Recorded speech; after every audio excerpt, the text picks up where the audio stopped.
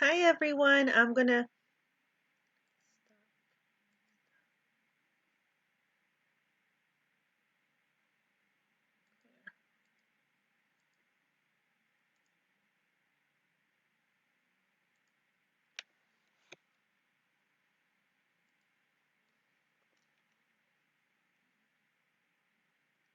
Hi, my name is Cindy Reyes and I'm going to go ahead presentation with regards to mental health courts. So before I go ahead and get into the technicalities of mental health courts within the criminal justice system, I want to go ahead and just sort of dive into what is mental illness, right? So, according to Mental Disorders 2019, mental illness can also be called mental health disorders and typically refers to a broad range of mental health conditions. So, some of these conditions can include anxiety disorders, eating disorders, depression, and these are just to name a few. So, people who have a serious mental illness, not surprisingly, are involved in the criminal justice system at a higher rate than the general population. So, what is causing these populations to, continue to circulate throughout the criminal justice system and throughout our courts? Well, we have to go ahead and look into what started this. So this is a short video about people living with mental illness in the US.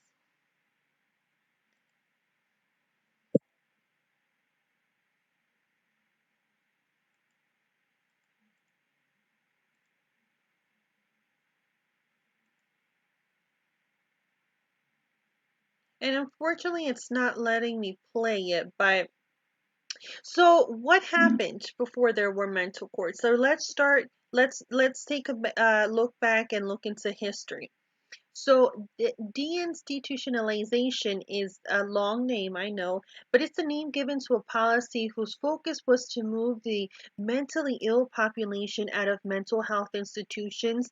It actually started happening in the 1950s. So these institutions were being closed down, and fast forward to the 1990s, many mentally ill patients were free to roam our communities. And unfortunately, many of these individuals became homeless, and without proper follow up, they became more susceptible to commit crimes that would eventually lead them to become incarcerated.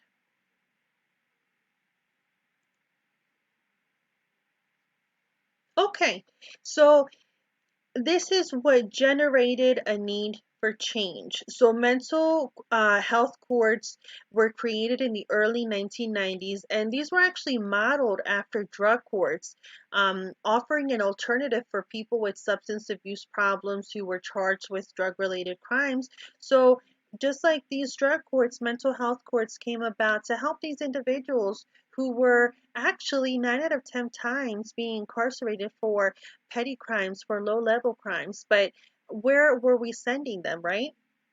So, mental health courts were created to help criminal defendants who were suffering from a mental health condition to significant that that significantly contributed to their criminal offense.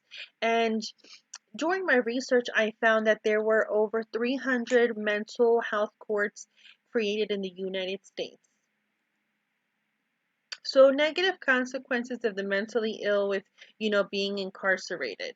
So here they have a high rate of disciplinary violations in jail and prisons, right? So they go in for shoplifting or panhandling or whatever the situation is, right?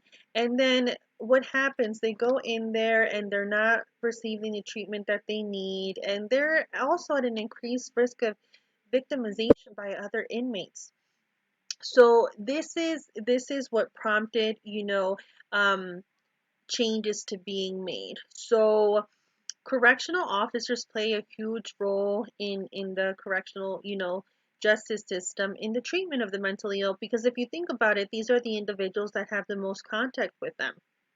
So documentation and investigations uncovered that there were lots of patterns of abuse of the mentally ill by officers. So this violence comes from overpopulation of inmates, understaffing of officers, and lack of training. Okay, so this is where mental health courts come into play with the maltreatment of the mentally ill.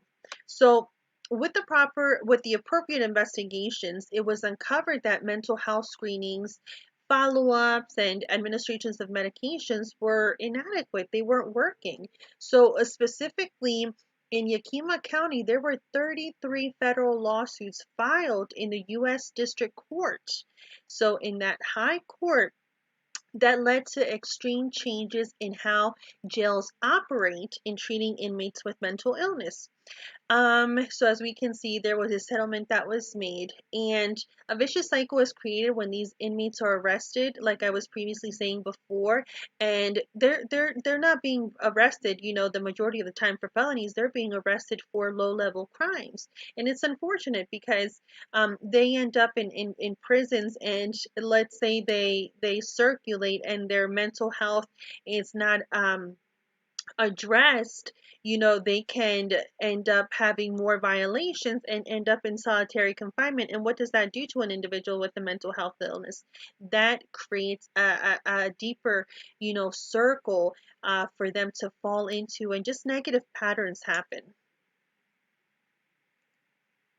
So prevention is needed. So thank goodness that, these mental health courts are really making a difference. There are judges who are, very humane and very understanding, and are giving other options to these individuals.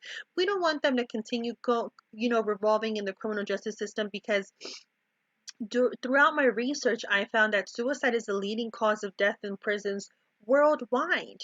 So, consequently, prevention and treatment for mentally ill inmates in these courts are crucial, because mental health disorders are predictors of future suicide. So more advances are being made in these courts and throughout the criminal justice system. So crisis intervention training, CIT, program was initiated in August of 2015, and in 2016 a mental health first aid training was actually conducted here in the state of Delaware.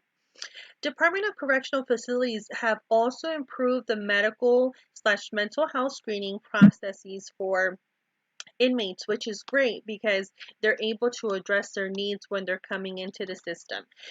There are also alternatives to segregating the mentally ill, so that there can be improvements to identifying these inmates to get them the help that they need before they fall into a deeper, darker circle. Hole is what I'm trying to say. So it's important to provide prisoners, inmates with access to appropriate mental health treatment and care. And unfortunately, it's not letting me, but I did link all the links to my references in the videos below.